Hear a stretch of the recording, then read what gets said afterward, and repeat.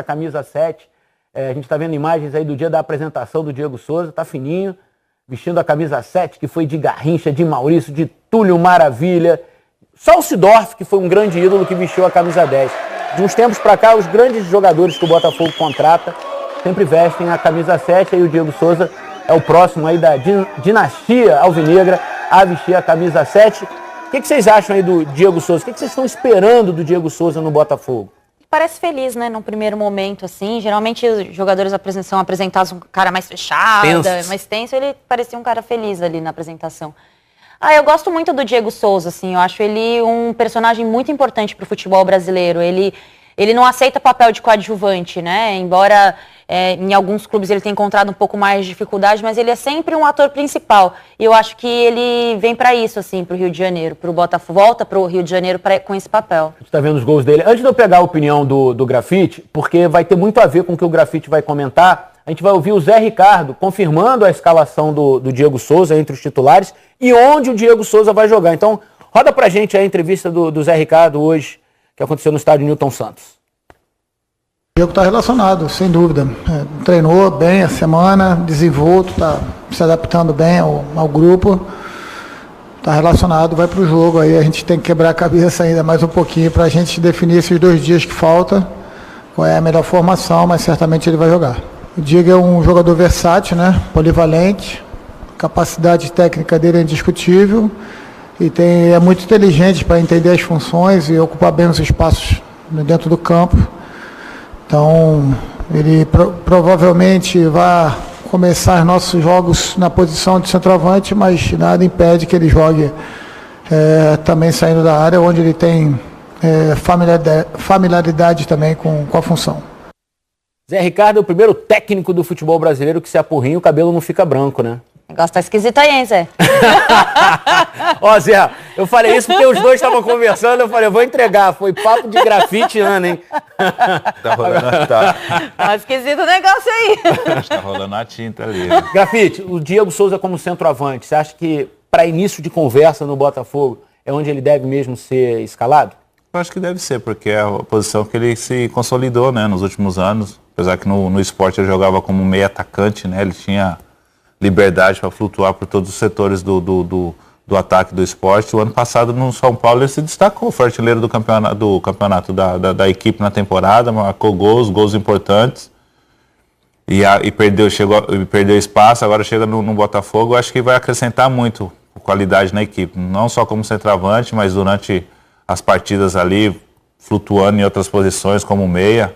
Pelo fato de ter um ataque... O São Paulo deveria ter aberto mão do Diego Souza? Eu acho que não. Eu acho que não. O Diego Souza era um jogador que o ano passado o São Paulo conseguiu o recuperar no momento que ele estava para sair também, viria para o Vasco, se eu não me engano, naquela época. Sim. Acabou não vindo, chegou o Aguirre, teve uma conversa com ele, o recuperou. Acho que, não sei o que se passou esse ano, o que aconteceu, mas o São Paulo perdeu um jogador aí que podia ser importante pro grupo ali, para a equipe, e reforçou um adversário, né? Porque é um adversário de Série A.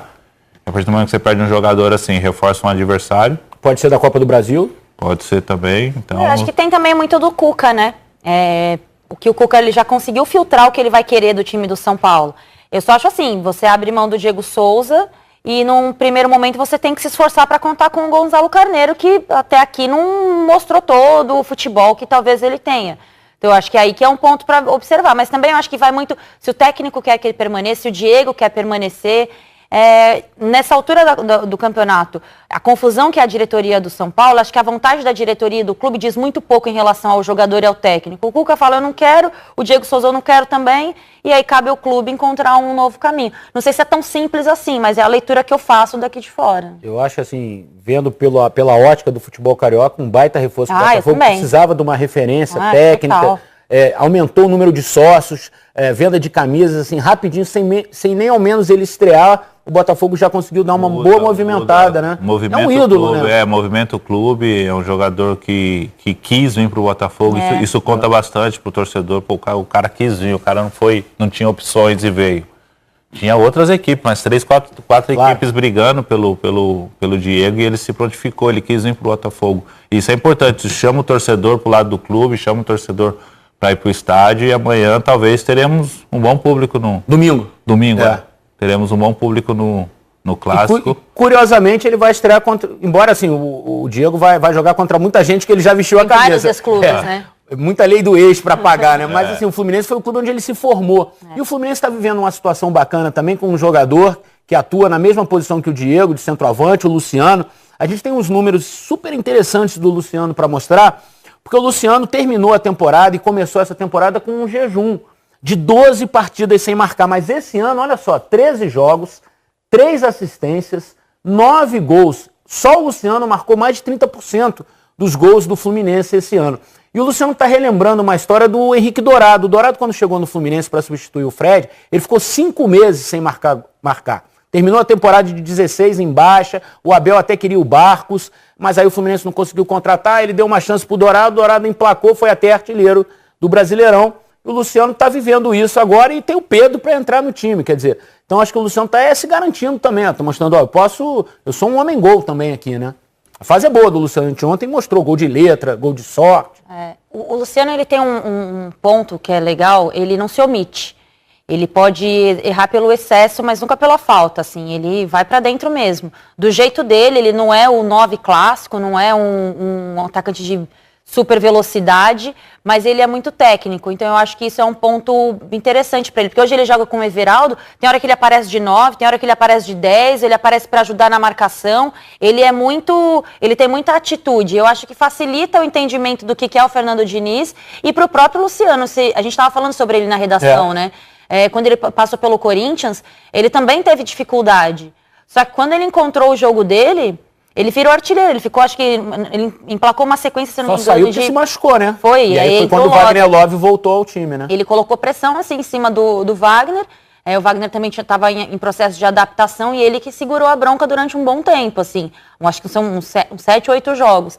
Eu acho um jogador interessante, assim. Ele é um cara que soube entender o contexto dele como um atleta de futebol. Grafite, dói no seu coração como centroavante ver 2 jogadores que não são centroavantes de ofício ocupar essa posição num clássico em 2 grandes times, porque o Luciano não é centroavante de ofício, embora esteja marcando gols como a gente está mostrando aqui. E o Diego a mesma coisa. Dói no seu coração? Não dói, até porque é o retrato do futebol, o momento do futebol, né? Esse negócio de jogar sem centroavante, as equipes tentarem esse esquema de jogo com falso 9 que eles falam, né?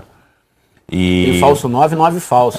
Do 9 falso, né? Falso, Mas eu penso assim que é um momento, assim, não difícil, né? Mas é um momento que os centroavantes estão um pouco em baixa, né? Estão voltando agora, alguns clubes estão investindo nesses jogadores. A gente tem a volta iminente do Pedro aí, eu já vi que ele já está treinando, já está voltou a chutando treinar com bola, Então é importante, mas eu que fui centroavante, assim, e hoje vejo assim os clubes jogando sem um centroavante, aí chega a dar um certo desapontamento. A gente está falando de boas notícias, né, do clássico, de atrações para o clássico, mas hoje o Fluminense mais uma vez teve um problema. O Fluminense está vivendo uma séria crise financeira, não é de hoje, e hoje mais uma vez os jogadores não treinaram, uma greve, uma paralisação, enfim, por conta dos salários atrasados. 3 meses, a informação, né? Que a gente tem já são 3 meses de salários atrasados, quer dizer, há pouco tempo, 2, 3 semanas atrás aconteceu um movimento também, logo que o Ganso chegou, um dia sem treinos, e o Paulo Angione, que é o diretor executivo de futebol, foi à imprensa, explicou a situação.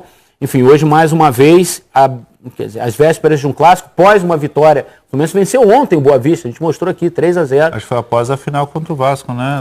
Foi também, da Taça Guanabara, né? É uma situação muito difícil que o Fluminense está vivendo. Você já viveu uma situação assim, Grafite? De salário atrasado, certamente, mas de greve, às vésperas de um jogo? Principalmente nos últimos anos aí. No Santa Cruz e em outros clubes que eu já havia trabalhado. É uma situação complicada, né? Porque você não treinar, deixar de treinar. Teve uma situação em 2017 no Santa Cruz que nós quase não jogamos uma partida oficial, né? Só que aí... Por atitude de vocês. Isso, aí conversamos lá, chegamos num acordo, aí contaram uma história para nós jogamos e não pagaram do mesmo jeito. Nossa. Mas aí também estava em xeque o clube também, né? Quando você não joga uma partida oficial, o clube pode ser punido, cai de divisão, mas é uma situação muito complicada. Você se estressa, ainda mais na época eu era líder do grupo ali, você caía muito em cima de você, né? Você se estressa bastante, eu imagino, para quem que é o líder do grupo ali dos jogadores do Fluminense, o próprio Fernando Diniz também é uma situação delicada, porque o Fernando Diniz quer dar o treinamento, só que ele entende o lado dos jogadores também, né? Então é uma situação muito complicada, a gente espera que o Fluminense aí possa resolver essa situação o mais breve possível aí, consiga colocar em dia os salários, que é o E os jogadores estão fazendo por onde, né? Começaram uma temporada super legal, a torcida comprando a ideia do Fernando Diniz. É importante a diretoria tentar chegar, buscar alternativas aí para buscar um dinheiro para deixar em dias com jogadores, não sei se são funcionários também, mas é importante essa parte do clube. É ruim quando isso acontece no futebol mesmo. Sexta-feira passada, o Marcelo Correia estava com vocês aqui, ele apresentou o espião estatístico de jogadores que estavam saindo super bem na parte ofensiva. Hoje, o nosso espião estatístico separou jogadores que estão se dando super bem na parte defensiva nesse ano de 2019. O que é importante o torcedor ficar ligado é o seguinte, a gente usou um critério dos jogadores que participaram de 40% da minutagem do time. Quer dizer, não é um jogo e já foi escalado nesse espião estatístico, não. É uma sequência legal, 40% da minutagem do time em 2019. Então vamos ver esses jogadores de defesa que estão se destacando.